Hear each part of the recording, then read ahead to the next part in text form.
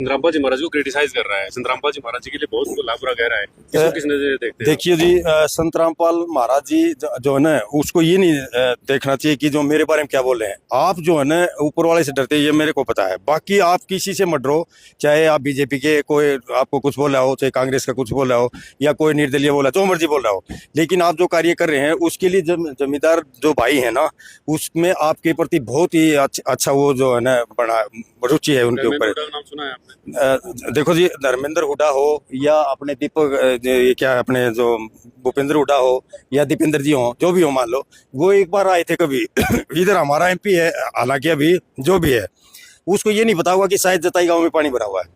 यहाँ का एमएलए है, उसको ये पता नहीं है कि शायद जताई गांव में पानी भरा हुआ है। क्योंकि हमारा जो आपने देखा होगा, अभी आप इस साइड से आए हो, इस साइड में जताई बिल्कुल सही है।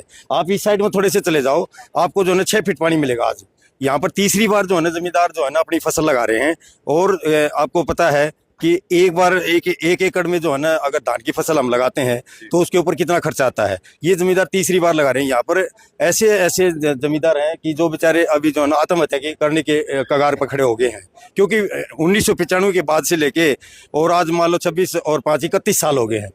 31 साल से जो है ना यहाँ पर पानी भरा हुआ है। किसान की खेती में जीवन संतरामपाल जी महाराज बचा रहे हैं। उसके बाद भी एक आर्य समाज है, वह धर्मेंद्र हुड्डा संतरामपाल जी महाराज के पीछे पड़ा हुआ है कि उसका आश्रम बंद करवा कर रहेंगे।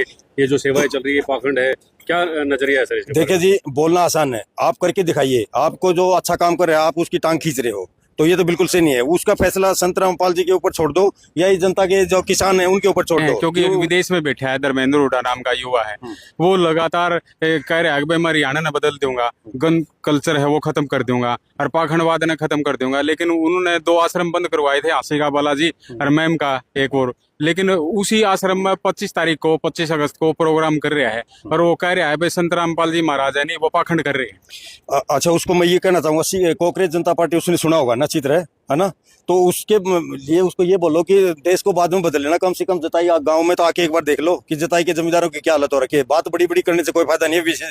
देश में जाके आप हरियाणा में आइए। इस टाइम आपकी जरूरत है।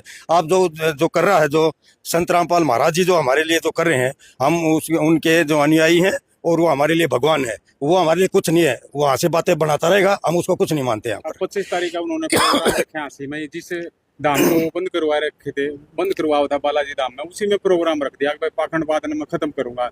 और उसी पाखंडवाद के अड्डे पर उसने प्रोग्राम रखा।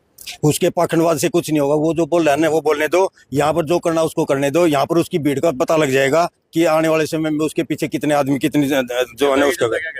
जताई की जनता हमारे संतरामपाल जी के लिए भगवान है। आप किसी भी आदमी से आज पूछ लो, आज पहली बार जो है ना इन्होंने ये देखा है कि जताई को बचाने के लिए संतरामपाल जी खड़े हो गए हैं यहाँ पर। 25 तारीख का प्रोग्राम में जाओगे?